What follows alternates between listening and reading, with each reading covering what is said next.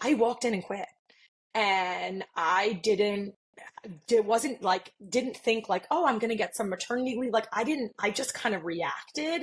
I'm glad that I did because I'm not sure I ever would have had the courage after that to really have Mm-hmm. walked away from, I was 27 years old making high six figures, doing, high in the 100,000 range, up there and young. And it was just a pivotal moment in my life where I realized I had to choose what was most important for me.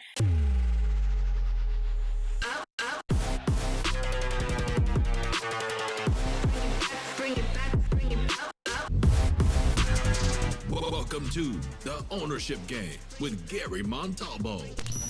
What would it take to get into the driver's seat of your life and leave your mark? The Ownership Game starts now. Today, I want to introduce you to a new friend, Crystal Agresti Foy. I had the incredible honor of doing the keynote at Celeste's annual conference a few weeks ago. If you haven't heard of Celeste, they are a relatively new skincare and cosmetics company in the direct sales space. Their products are great and they're growing really fast, so definitely keep an eye on them. Anyway, Crystal is one of the top leaders and performers there, and I had the pleasure of sitting down and getting to know her a bit.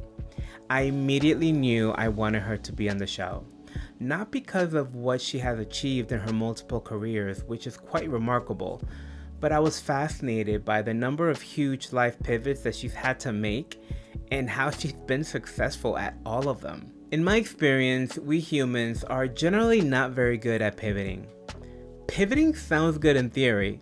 Conceptually, you probably understand that it's a necessary skill in order to be successful.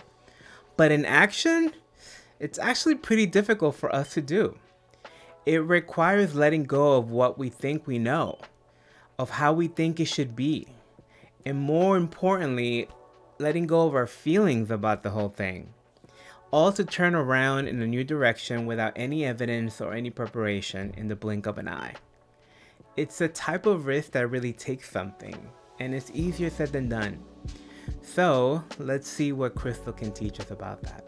Okay, my love, I'm really excited to talk to you today. One of the things that I'm really fascinated with the work that I do is transitioning, right? Like really growing and leaving one phase of your life to another. Usually I'm dealing with entrepreneurs leaving their jobs, their comfort to start businesses. But we're always going through transitions, and I don't think human beings are particularly good at that, right? We kind of cling to what we know. We we cling to what's familiar. Our identities often become rooted in jobs or roles or experiences. So it's hard for us to transition from one phase, one career, one thing or another. And you are kind of a badass at this. You've gone through a lot of transitions, a lot of morphing, and I thought it'd be really great to have you on the show to really break that down, share some of your story, and get some of your tips because I think that a lot of people struggle with this, and this seems to be an area that you're really good at. Thank you. I think, listen, we're humans. No one wants change, right? Like, let's be honest. I feel like everyone resists change. Yeah. And I don't know, there's just been something about my journey that as I've learned and as I've grown, I actually like change. Wow. I always tell people like I thrive in chaos. Like, three kids, four dogs. My kids are in every sport and we're busy. And I feel like one of the things that's been a huge blessing in my life is the ability to pivot when I need Yeah. to pivot and transition when I need to transition and not being afraid to kind of embrace those unknown, weird, parts of our life. Because let's be honest, that's what happens. And I've Yeah. always been the kind of person that you could either kind of fall back or you could find a way to pivot and sort of embrace the changes. And I think throughout my entire career, when I started in corporate America to now being in network marketing, I have just tried to kind of go with it. I've really tried to pivot and allow myself to grow and embrace change. I mean, it's not something that I was, not gonna lie, I wasn't always great at this. I think it was something Mm-hmm. hard for me. And it's something that as time has gone on, I've realized that the beautiful things that have come in my life have come when I've been able to embrace and accept that maybe the path that I was on wasn't the path I was supposed to be on. And it's Yeah. funny because I think most people who knew me even 5 years ago would be like, this is not the Crystal that I knew. And I Mm. think it really has to do with embracing the evolution of kind of where my story has gone. I thought I would be one of those people that had a career in, public relations and investor relations. And that's how I would retire. Like I saw, and my dad was a small business owner, but I saw his hustle and, he really fought and clawed his way to owning his own business. And he had a lot of struggles along the way. I never really thought of myself as a small business owner. Like I pictured Mm-hmm. myself as the CEO of a company. And so when I've had to pivot so much and where I've ended up, maybe I wasn't always proud of it, but now I kind of look back and I go, wow, each of those chapters and each of those changes that I experienced really paved the way for me to be where I am now. And I'm Yeah. actually, for the first time in a long time, proud of that. Mm. Yeah, beautiful. Okay, there's so many things to unpack there, but I want to kind of just go back and create and share some of your stories. So, um, you were in corporate America. Talk to us about the career that you had and what was happening that kind of led you to go, okay, how did you get that call, right? Like, what was that thing that said, okay, it's time? Yeah. So I don't even know if I shared this with you. I'm the first person in my family to go to college. And Mm. so I always tell people like I am one of those overachievers. I graduated college with a 3.9. I wanted a 4.0. I cried. Like, I've really been someone. I know it's so ridiculous. And the worst part Uh, is in my whole years, no one's ever asked me for my GPA and no one's yeah, yeah, ever yeah, asked yeah, me for my degree. Like I worked so hard for that and no one ever once said like what is your. So it's quite ironic that I put so much into that. So I grew up in a little background. My yeah. parents both grew up in very broken homes. And so, with not a lot. And my Mm. dad worked really hard. He was a small business owner to kind of provide us with the life that, we had. And we didn't grow up rich, but we grew up having enough. We had Mm-hmm. anything that we really wanted within reason, we had. And my dad worked really hard for that. And my mom supported him in his business. And so, I think he taught me really early on, like you get it, you work for the things that you want. And so I put a Yeah. lot of energy into school and I ended up graduating early and I actually graduated during the crash. And so my graduation was 2008. And so what Mm. happened was I had gotten an internship full time in New York City that January instead of because I was done with all my classes. And I ended up getting offered a job in March. And so when everyone else in my class was graduating to this crash where you couldn't get a job, I already was hired. And so, Mm. I had worked really hard to prove myself. I spent several years in roles in investor and public relations. I did more of the finance side. And so it's a male dominated field. And so I was one of the only women. I had to wear a business suit. Like they didn't want us to wear dresses. Like they wanted me in a full suit. And so, you had to look really sharp. You had to really look the part, but it was also a career where there was no flexibility, right? I was Mm-hmm. in the office and you had to prove yourself. So I was there every morning at 7 a.m., hour and a half commute each direction, really working hard. And like if you left for 4, 6 o'clock at night, you were like looked down upon, like you weren't Yeah. working as hard as everyone else was. So I felt this need to just give my entire being to my career. And I did. And honestly, a lot of the personal relationships in my life really suffered in the early years of my career. And I moved up the ladder very quickly because I would work 24/7 and I would hustle and I had that ability. But I quickly realized as my husband and I got married, and I wanted to be a mom more than anything. And I had known that since I was a little kid. And I kept thinking, like, how am I going to do both? And I don't know, I guess in my dream picture world, I thought that there was going to be this balance where I could Mm-hmm. still have this great career and have children. And I quickly realized that wasn't going to happen. And I honestly, I'm not someone that makes like knee jerk decisions. I actually, when I realized that they were not going to be flexible and I was pregnant and I was at the end, I walked in and quit. And I didn't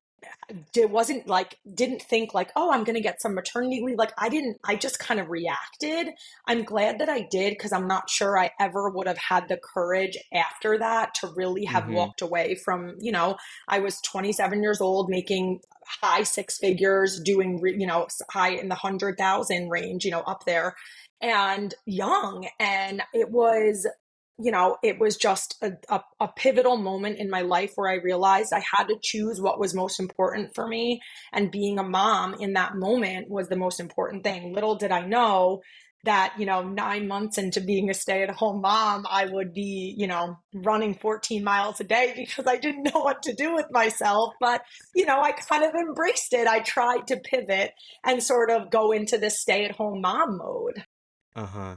So okay, so it sounds like that was out of character for you.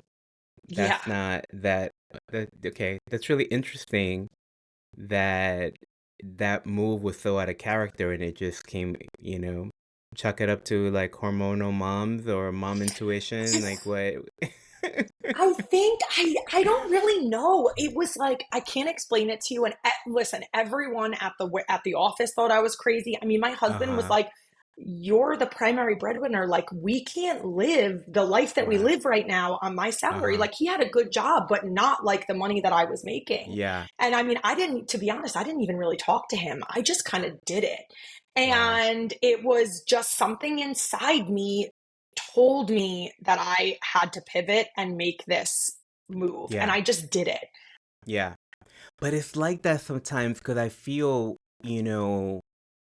I'm a firm believer they were being spoken to all the time. They were getting hints and signals and signs, and that there are forces beyond, trying to help us, but we're like, no, I don't want to do that. Oh, no, that's scary. Or no, and they're like, So I really acknowledge you for just like leaping. But it sounds like part of you knew that if you didn't do this now, like you were just like, Yes. I Yeah. can't think about this because if I think about it, I'm going to talk myself out of Well, that's it. what I kept thinking. And I also, it's funny, like, as I'm sitting here and saying this to you, I'm thinking, like, after my first network marketing opportunity, I kind of did this same thing again. Like, I kind of had this feeling. And the ironic thing is, I was pregnant again.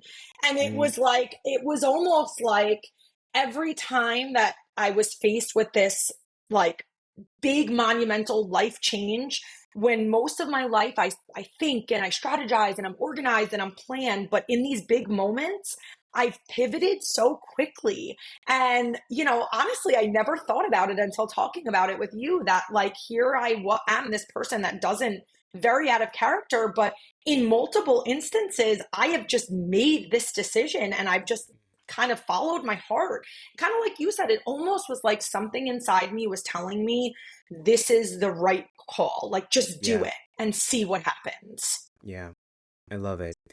Okay, so you're home, you have your first kid. Sounds like by the 14th month, you're already kind of like starting to go, okay, what are we doing here? So what happened next? So I started looking for things. I actually ended up, as funny as this is, I ended up waitressing at the place that I waitressed when I was a kid, because I could do it 2 nights a week. When my Uh-huh. husband got home from work, I could get out of the house. I could, meet people. I could interact. It would bring a little bit of money in, but it wasn't, I wasn't financially driven in this moment. We Mm-hmm. were okay. We had enough. Were we rich? No, but we had what we needed. And I was kind of wanted to embrace being a mom. And Yeah. one day I'm scrolling on Pinterest and I see these leggings and I'm like, oh, these are cute. And I'm pregnant. And so I'm like, okay, let me buy a pair of these leggings. And I buy a pair of leggings and I'm like, I say to my husband, I'm like, this is like, it was LuLaRoe. And I said, these Mm, leggings are like amazing. And he's like, okay, so buy leggings. Well, I'm like, well, I watched a live, I watched them do this live and they sold every pair of leggings. And so I think he's thinking like, I'm going to be like, oh yeah, it's like $500 investment. I'm like, so it's $5,800. I'm going to charge it on the credit card. And he's looking at me, he's like, we don't have $5,800. He's like, and I know you're going to buy this and it's going to sit in the closet. And so I said, just let me do this. And like, I'm not someone that ever asked someone, for permission, but at this point yeah. he was making the money and we didn't Yeah. have this kind of money. And he goes, all right, he goes, charge it on the credit card, but you've got 3 months to pay that credit card off. And I'm like, okay, great. So we get it. I have no idea what I'm doing. I've never sold anything in my life. I've never run a small business. I am like, just trying to like find my way. We do our first sale, sell out of every single piece.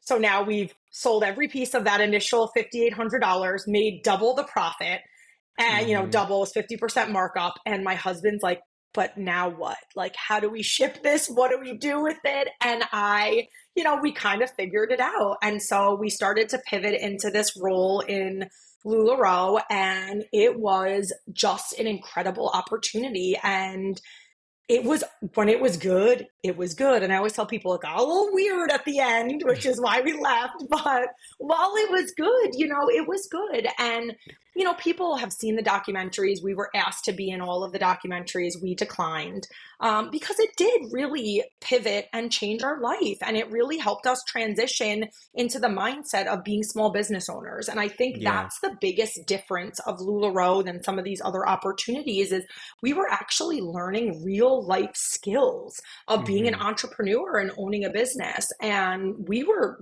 extremely successful, top 10 seller out of 120,000 people. I Wow. did all of their corporate trainings. I spoke on their cruise. I was their main stage speaker.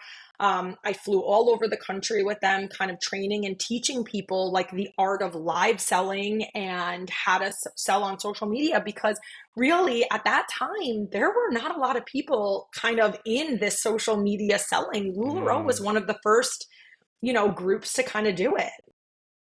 Why do you think had you be so successful in that venture when you had no experience prior at all?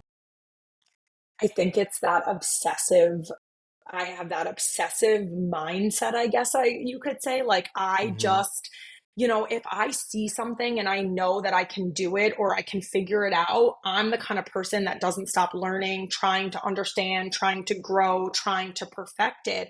And I'm going to be honest, we were working probably 12 to 14 hours a day on the Mm-hmm. LuLaRoe business. And my husband would come home from work and he would help me and we would sell and package and ship and have live sales. And then we manually invoiced and we would sit in bed and we'd manually invoice till 2 in the morning. And I would nap, when my son, and I'm also at this point about 7 months pregnant when we had first started. With your And I second think one. with our second, yeah. Yeah. And I think it was just this, I wanted I wanted to succeed in this and I could see it. Mm-hmm. And like, I'm going to be honest, I'm a competitive person and Okay. LuLaRoe was really good at motivating people. Like we earned cruises based on our Mm. sales and like the top sellers got the best rooms. And so like, truthfully, I was driven by being recognized and I was Mm. driven by that success. And at this point, we didn't have a team. We had a small team, but we just really, I put one foot in front of the other every day and just tried to work as hard as we could. And I think it's just that I guess I have that mindset of like, Yeah. I can do anything if I just get into the nitty gritty and work really hard at it. Yeah. How do you ever doubt yourself? Do you? Definitely. I've doubted myself a lot, especially in leadership. Okay. I also, honestly, I'm very affected by other people's opinions of me, which is something that I Okay. really like I hate to admit, but it's the truth. I want people to like me and I want to be helpful and Yeah. I want to be these things and in in LuLaRoe, we had some resistance, but I think because I spent so much of my time giving to other people, we didn't have so much of a resistance. Whereas, like, in coming to Celesti, I've had some resistance. And I think a lot of it has to do with when you see someone that is successful really quick, which I have been blessed to be at Celesti, you don't maybe understand them. And I think maybe people didn't take the time to get to know me. And so that was hard for me. Like, Mm-hmm. not so much doubting myself, but like, am I good enough for this? Am I good enough to be a leader? Am I good enough to run a team of this size? Because, like, again, I've always focused on personal sales because I Mm-hmm. can control me. I can't control other people. And so, I was nervous for sure jumping into this, opportunity, but I also had years of running a boutique. After we had left LuLaRoe, we had started a boutique. And, it's just interesting how it kind of all segued together. Yeah. So I want to segue into the boutique, but before that, I want to just point something out really interesting, because what I think is so interesting about you is this dichotomy between being super competitive, high achiever, and like going for a goal, right? And that takes something. Like, that takes real gumption. And then you also deal with wanting to be liked, your humanity, right? Your humanity, Mhm. because people often feel like, when I'm talking to people, it's like, yes, I'm the same way. I'm a big people pleaser. It doesn't have to control us. It doesn't have to run the show. You can still be an imperfect person and push and go and fall and do all the mistakes and all the things. I'll ask you about some of those later. But there's this way that people feel like they have to fix something about themselves before they get on the court to do the work, to go for what they want. And it's such bull, right? Because here you Yeah. are saying, no, I went for it. I gave it all. And I still struggled with my insecurities. I still struggled with my, so, with what people's opinions of me and all of that stuff. Um, so beautiful, beautiful. Okay, so you at some point transitioned from Lulu into an actual boutique.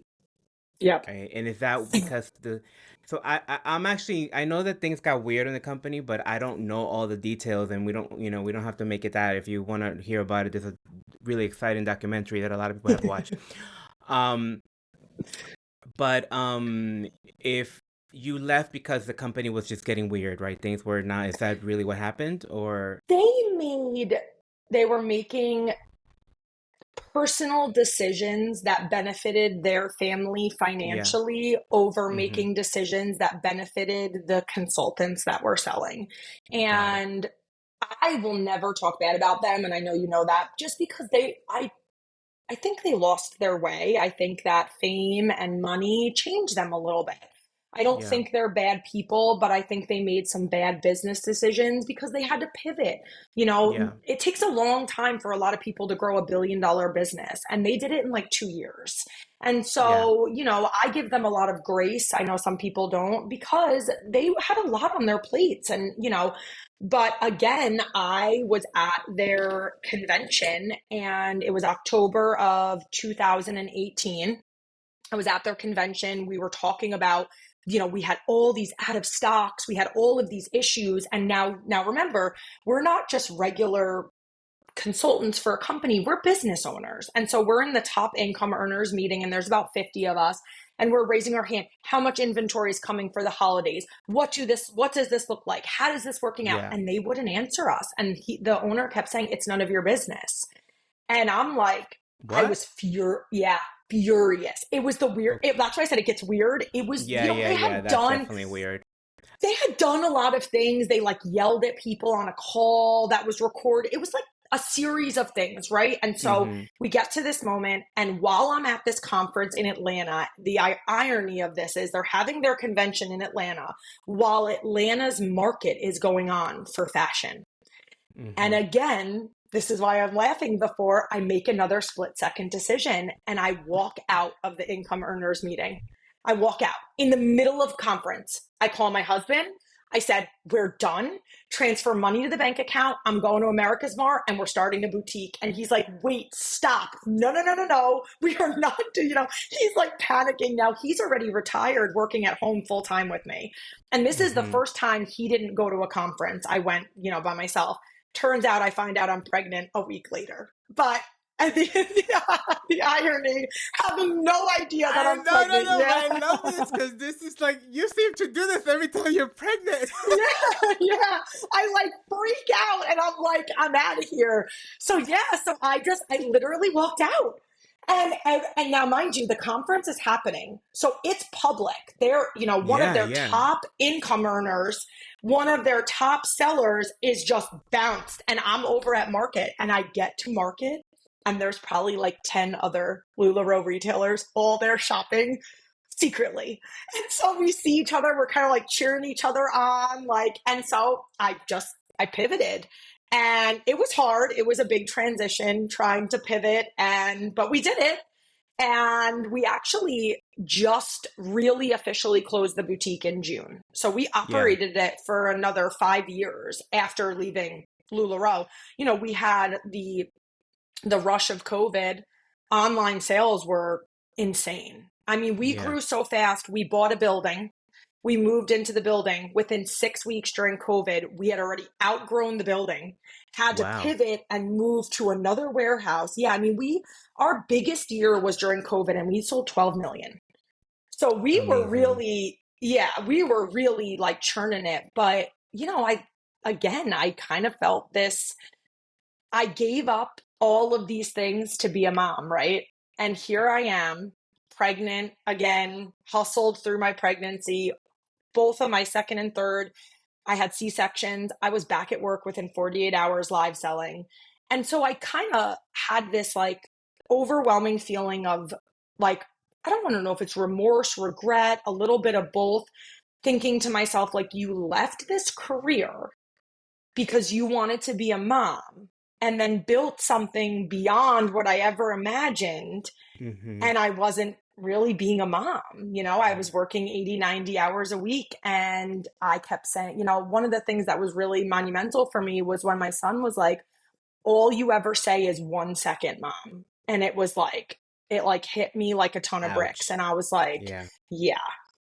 And so we had opened a brick-and-mortar. We had done a lot of things. It was very exciting, but it was also, it was this gut-wrenching feeling of like, I'm not going to work my life away. Like, again, I go back to that. Like, I have this, I don't know when to stop.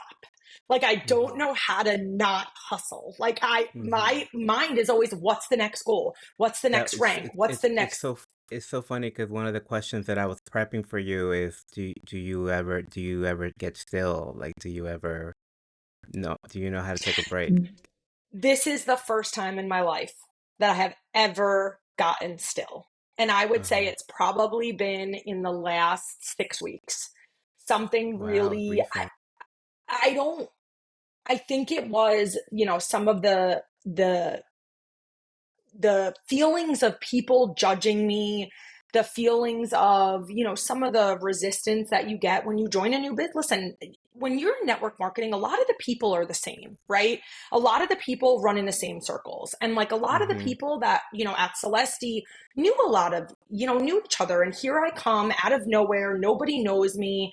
I kind of used my boutique. Again, I pivoted. I used my boutique experience and realized Celesti was this new opportunity for me to take this culture community I built and kind of pivot, not just selling, but in opening a retailer pathway. And so again, I closed the boutique to hustle. And my husband's like, wait a minute, you just left to do this, to slow down. And, and it's that innate, like, I don't know when to stop. And so this summer has been, my youngest is going to kindergarten this year. So I don't have any more babies at home.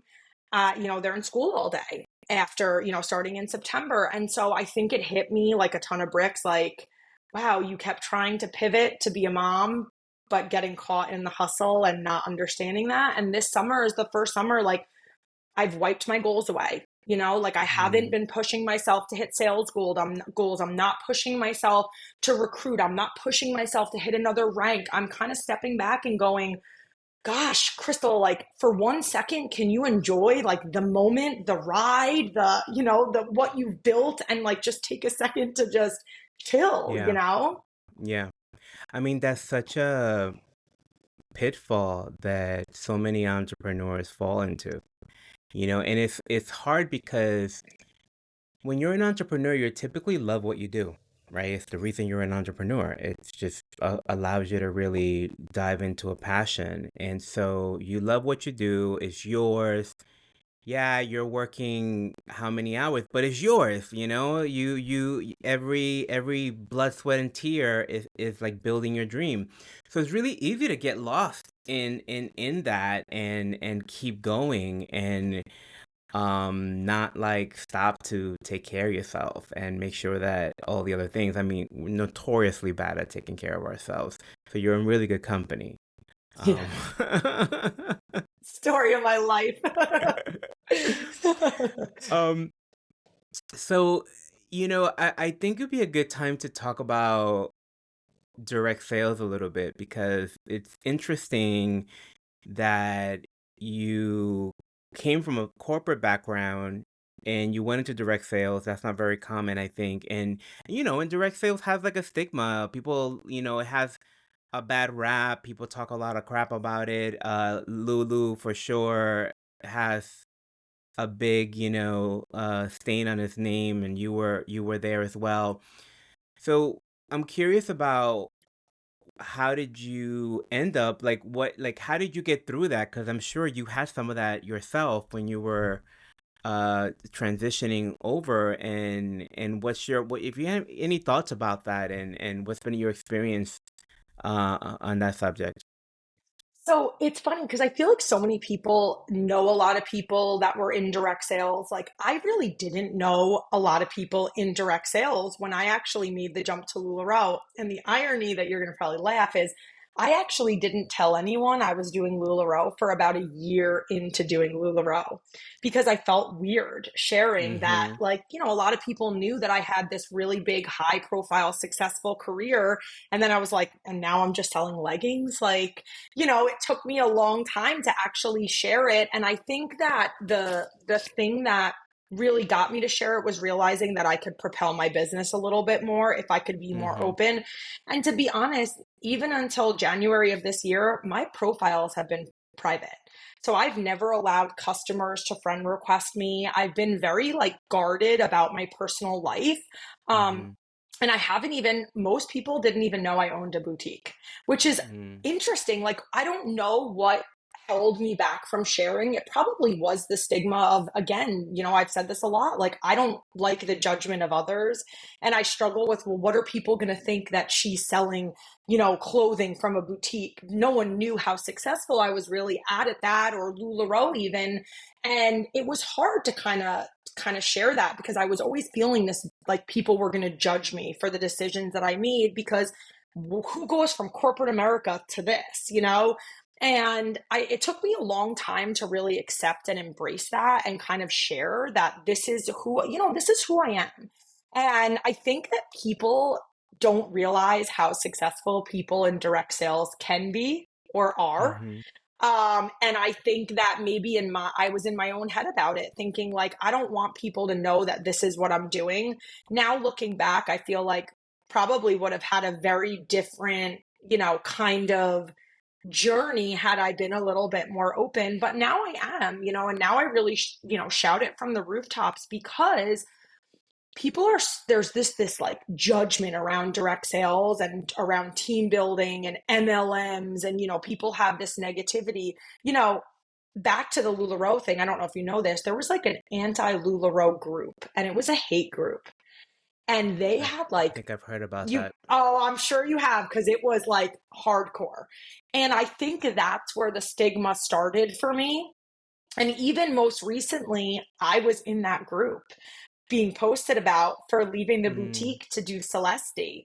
And I think I always cared again about people judging me. And now it's like, I have created this beautiful life for myself, for my children.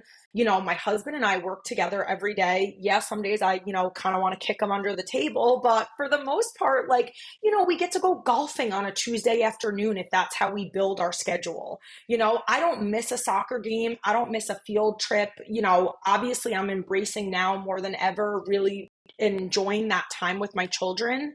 Maybe a little bit too late, but direct sales and network marketing gave this to my family. It Mm-hmm. gave us this, it gave us what we have here. And we wouldn't have any of this if we didn't take a chance. And I think so many people are afraid to take that jump. And that's where I've been successful, is making that jump. Because to be honest, I'm sure you may or may not know this, boutiques are struggling right Yeah. now.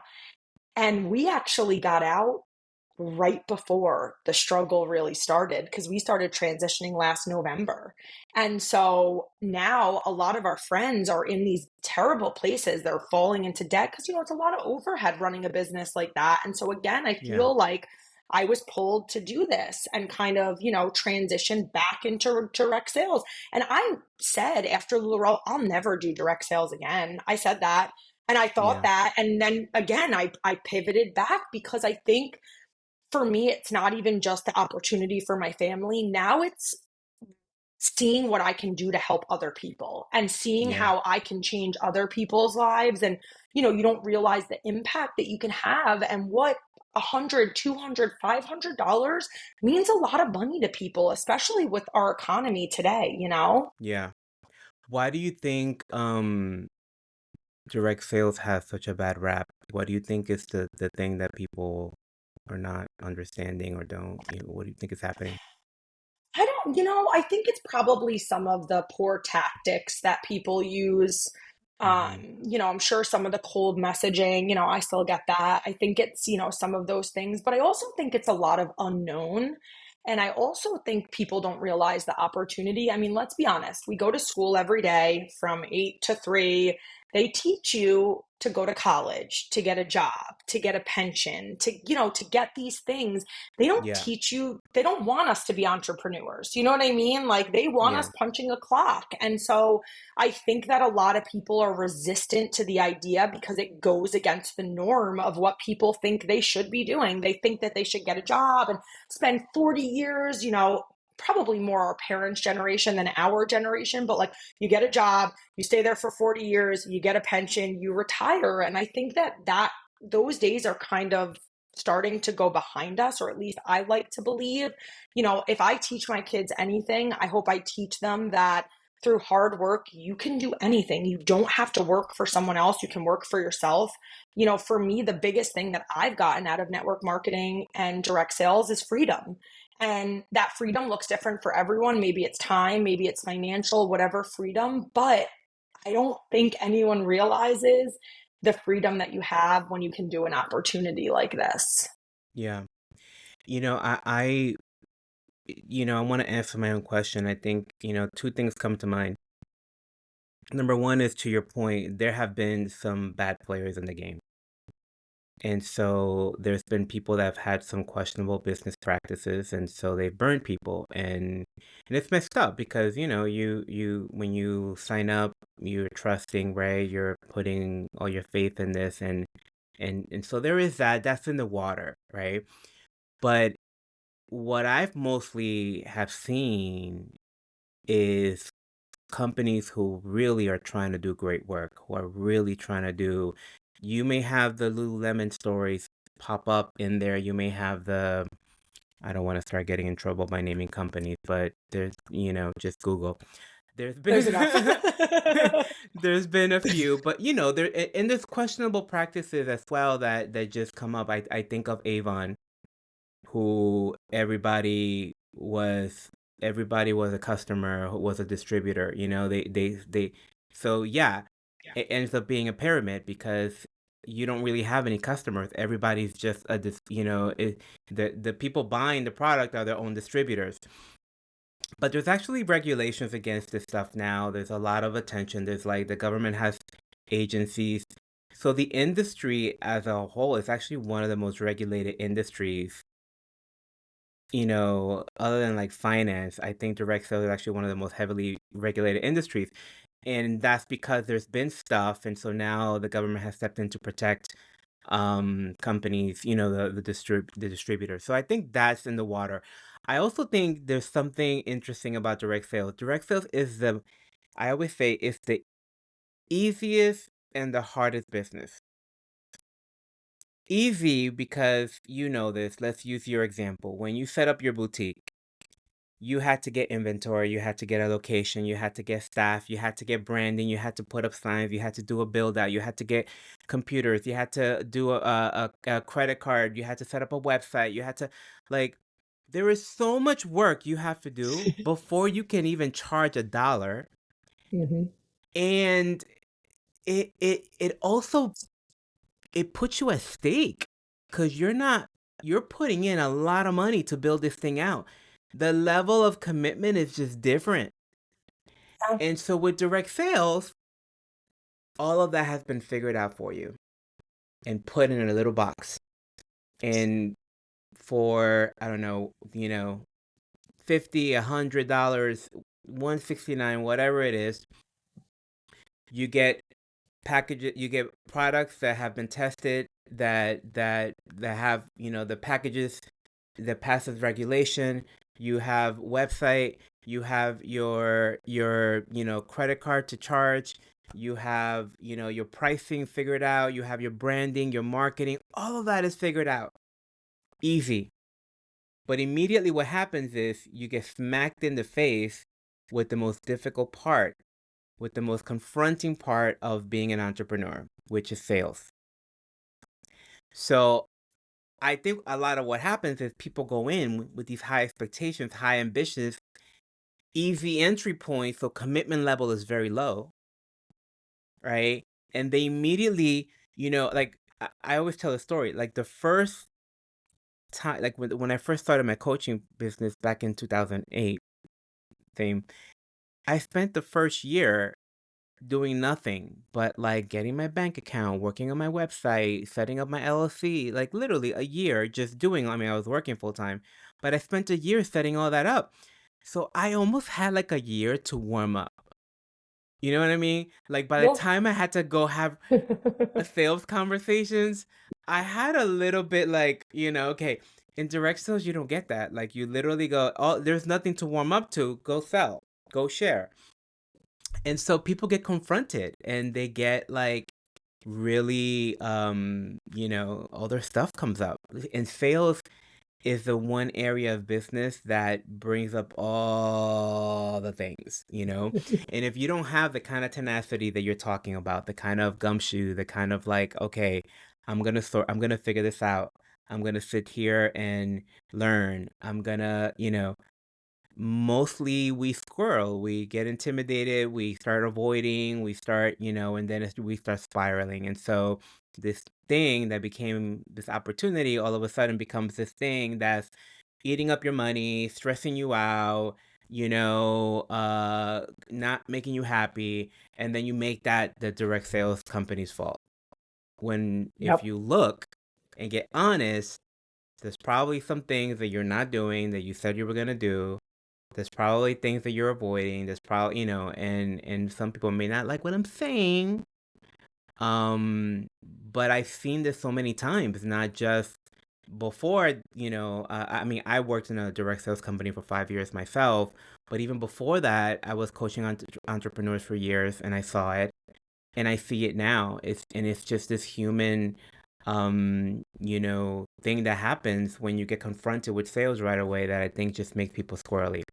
But I also see a lot of people in that industry doing amazing things, trying to really be in integrity. The other thing that happens, I think, in that industry is that because the entry point is so low, you get people from any kind of background. And that's beautiful because it gives everybody the opportunity. But not everybody's coming to it with a college degree, the corporate experience, the professionalism that you had, the experience of managing large sums of money, the mindset around that. So you not everybody has that. So they end up doing weird things, right? They end up doing the cold calling. They end up doing the hey, I just met you, do you want to sign up, which is crazy. Like, no, they don't want to sign up. They just met you. you know. No, but I think you're right. I think it's also like listen, let's be honest, most people were groomed to not be entrepreneurs. I don't think Yeah, most people you're have right. that in them. And let's be honest, no one's coming to your door every day or your desk every morning and saying, these are the things you have to do today with some kind of organizational structure. And That, like you're forced to be able to figure out like what do I do? Like, and again, we're so easy to blame other people. My sponsor doesn't help me enough. This person hasn't given me enough guidance. And I think sometimes people can have every tool in the world, but if they don't have it in them to go after it or to be an yeah, entrepreneur or to be able to, wake up and be disciplined and committed, like that's where I think it's hard. Most people want to be told, do this, do this, do this, do this, go home at the end of the day. They don't want yeah, to wake up and have to figure out, how do I manage this? How do I do this? How do you pivot and how do you kind of make this work around your life and commit the time that you need to? And again, you're right with the low barrier to entry. A lot of times, I think the opportunities that are the most affordable are the ones where you see most people fail. Like mm, LuLaRoe, there wasn't a lot of failure in the beginning because when you're putting $6,000, you've got skin in the game, mhm, And then as time went on, their kits got 500, 700, still a lot of skin in the game, skin in the game, but not a $6,000. Whereas like, now some of these opportunities are free or $19, and like what do you have? And I think those opportunities are where you find people that they join because they want that, but they don't know how to actually make it happen, if that makes yeah. sense. No, it makes all the sense. No skin in the game. Okay, so I kind of want to just check in where you're at and where you're going. Like what tell me you're pregnant and gonna make a big transition again anytime soon. My husband would have a heart attack if he heard that. So how many kids do we have now? Three? Three. Three. Three. Okay. And that, according to my husband, that ship has sailed. I would have loved more children. He's an only child, and he's like, three kids is more than enough. And every time we've like, maybe do we want another kid? We've gotten new dogs. So I know balance it out. So I actually said to a couple, he's like, what about a puppy? He's like, we're good. Um, I'm for the first time in my life, I actually feel like I am where I'm supposed to be. Yeah. I would like to spend the next year enjoying this and, kind of helping other women grow, not so much focused on my own personal selling, kind of focused on where can I help people? How can I Yeah. actually make a difference? How can I motivate people to do what I did? Give them any bit of, my story and say, hey, like you can do this too. Like I always say to people, like, and this is gonna sound weird, like I'm not special. Like I didn't have a following when I started doing this. Like I wasn't born into money. Like I have just truthfully worked really hard. And like people are, there's got to be a secret. There's no secret.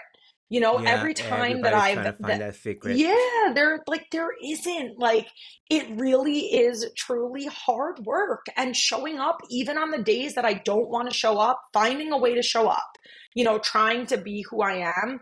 I one of the things, like, one of my big bucket list things is like I'd love to write a book. Um, Hmm. that's something I would love to do. I would love to speak a little bit more. But for now, I feel for the first time in my life, I'm not chasing something, like the rank that I wanted to hit, I'm at. Like, I'm going to enjoy this, I'm going to Yeah. like take a seat, take a sit back and spend the next year. I really want to spend this year focusing on my family, focusing on, we've spent a lot of time this summer traveling, doing a little bit more traveling, kind of like enjoying the hard work that I put in for these I'm not saying give up but slow down just for a little Mm-hmm. season. I know it won't last long because that's who I am. I'm sure at some Yeah. point I'll be ready for the next adventure, but I want to actually enjoy some of the ride. I feel like I've been so rushed my whole life getting to having another baby, having kids, getting married. You're always rushing to the next phase of your life. And like Yeah. I even said to my family this weekend, we went camping with 60 people in my family this past weekend. We Whoa. do like this like camping thing. And so, I would say at least 5 people in my family all commented and said, this is the calmest, most Mm. relaxed, at ease version of you we've ever seen. Like what is it? And I'm like, I just everything that I've ever wanted I have. And so like I'm going to stop for a second and try to enjoy that, because I feel like again every time I've gotten what I've wanted, I've tried to pivot and go to the next thing, and I've never Mm-hmm. stopped and just given myself the chance to like take a breath and enjoy like what you just worked 15 whatever years, 16 years for in all of your careers that have kind of led to this moment. What if I mean, you've gotten what you wanted before, so what's different about this time that is allowing you to kind of enjoy it and ease, you know? Because there's been times where you achieved big things before that you were striving for, but you were still in the hustle of it. So it's actually something my dad said to me. So my dad's mom passed away when she was 42. And so my dad was 8. And my dad always Mm, says that he kept his whole life, he kept trying to get to 42 and like hoping he would live longer than his mom did. And so, like, when mm, I look back or look ahead, even, I'm 38 years old. If God forbid something were to happen to me like her at 42 and, you lose your life, I don't want to look back and go, I didn't spend enough, because listen, you can always make more money. You can always go on more trips. You can always do these things. You can always achieve more in your career, but you never get the time back with your family. And so my yeah, kids are at that age where they're 5, 8, and 10. And so I really want to be there for them. And I really want to slow down. And again, when my dad told me that about, how he felt about his mom, losing her at 42 was devastating, and she didn't really know it was coming. And so I guess just using that as like a guide to realize that like I don't no one knows how much time they have here, and like if yeah, I were to die tomorrow, my biggest regret wouldn't be achieving a rank or having money. My biggest regret would be not spending that valuable time with my family and being so rushed to the next chapter. So I just feel like I'm going to try to sit in a season for a minute. And listen, as someone who's like a serial want to be a high achiever, it's not easy. But I will tell yeah, you, with this, even the last 6 weeks, I feel a monumental shift in myself. And I'm going to be honest, and I have to shout her out. Kindle is a lot of the reason for this. A lot of, the conversations that I've had with her and like her making me realize not everybody's going to like you. Get over it. yeah. Like not everyone's going to like you, not everyone's going to accept you, not everyone's going to understand you. And I guess putting all of those things together and like, the wisdom that I feel like I've accomplished over, the last how I've grown has gotten me to here, and just realizing like, Crystal, you got to take a step back for a minute. For the listeners, Crystal is a mutual friend of ours actually who works at Celeste.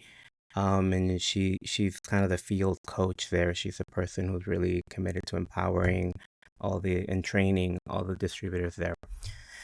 Um, I love this. I love this so much, and I wanna give you something. Um, I think for you, but also for the listeners.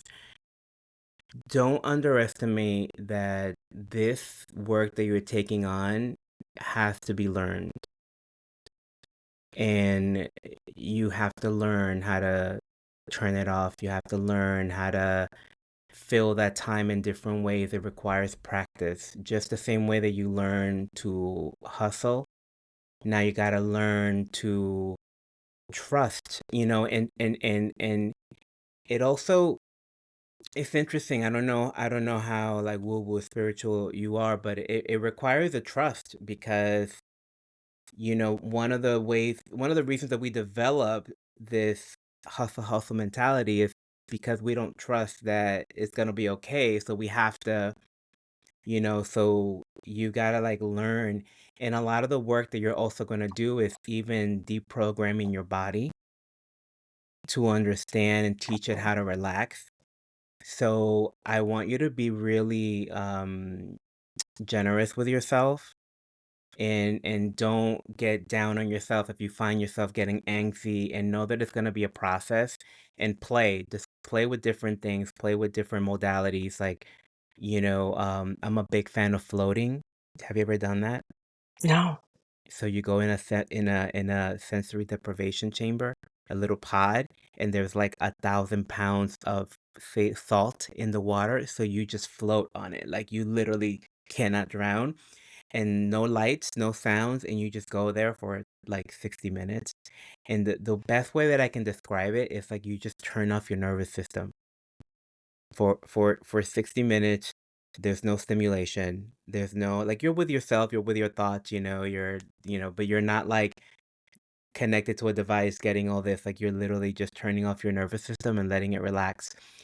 Um so there's a lot of things like that really start to add, because I get it. Like I'm the same way, and it's something that I've had to really ease, and it's been a journey. Like I've literally have been on this journey for about 2.5, 3 years of just learning to not be like this all the time, making stuff happen, and I'm still like, even this morning, I had a talk with myself.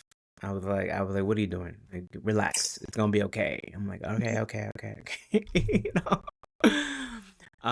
but it's And for true. the it's a skill, and I just wanted you to know that, because it's for you and for other people that are listening, because often we approach these things as we should know, and it's like, no. And even the entrepreneurial mindset, it sounds like you were pretty good at jumping in and hitting the ground running when you started your business. I don't know if that's just how the story is coming out, but it sounds like that way.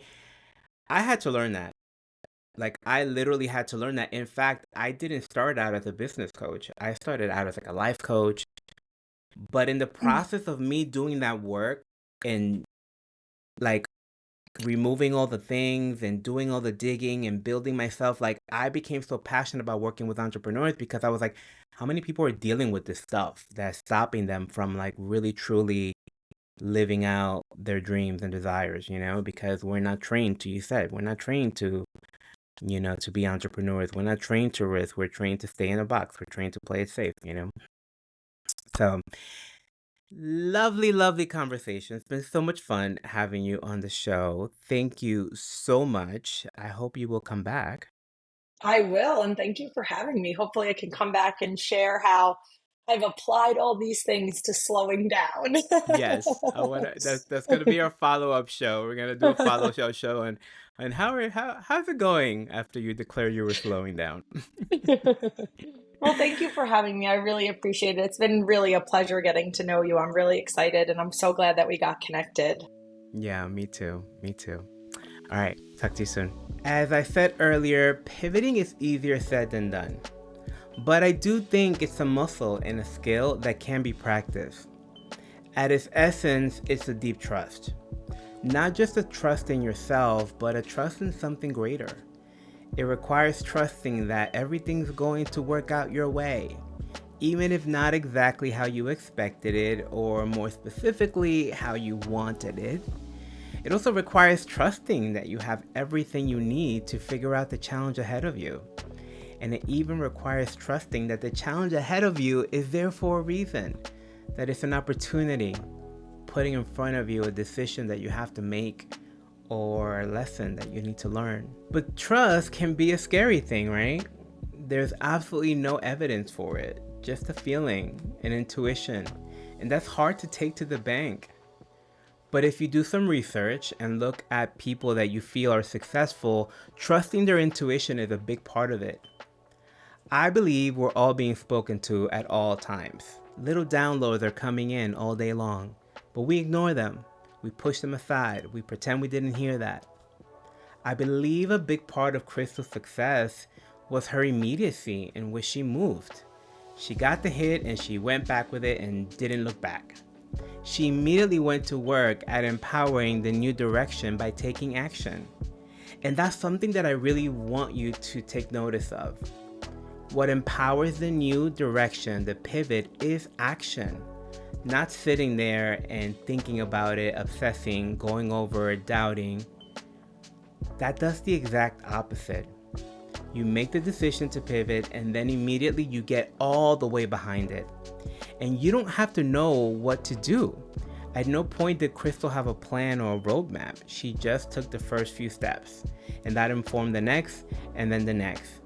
But because she wasn't looking back, doubting her decision, she was able to take ownership and move with speed.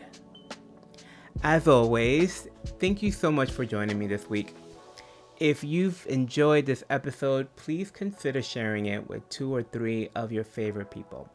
By doing so, you can help me spread the message of leadership and ownership around the globe. And I don't know about you, but I think we could use all the leadership and ownership we can nowadays. I also want to let you know that we're going to be taking a short break here at the Ownership Game.